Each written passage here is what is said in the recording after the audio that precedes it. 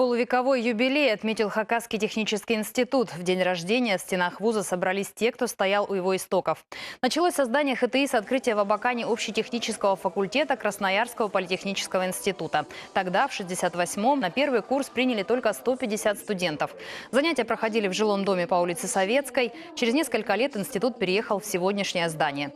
За четверть века несколько раз менялся статус учебного заведения. Был он и абаканским филиалом Красноярского политехнического института, и Хакасским техническим институтом Красноярского гостехуниверситета, а в 2006-м, с момента образования Сибирского федерального университета, ХТИ вошел в число филиалов СФУ.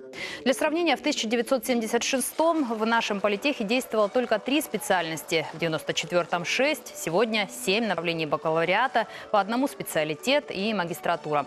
Дипломы о высшем образовании сейчас готовится получить более 1500 студентов. Только в этом возрасте можно сказать, что вуз достаточно успешен и востребован. Мы начинаем развиваться как в образовательной деятельности, так особенно в науке развиваемся.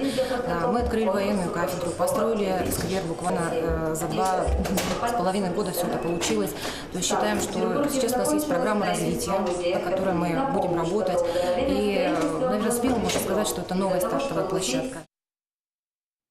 Добавим, что сегодня в составе ХТИ действуют Центр дополнительного образования, информационных технологий, подготовки юного инженера, открытая научно-образовательная лаборатория, студенческий театр. Формирует всю эту базу мощный преподавательский состав.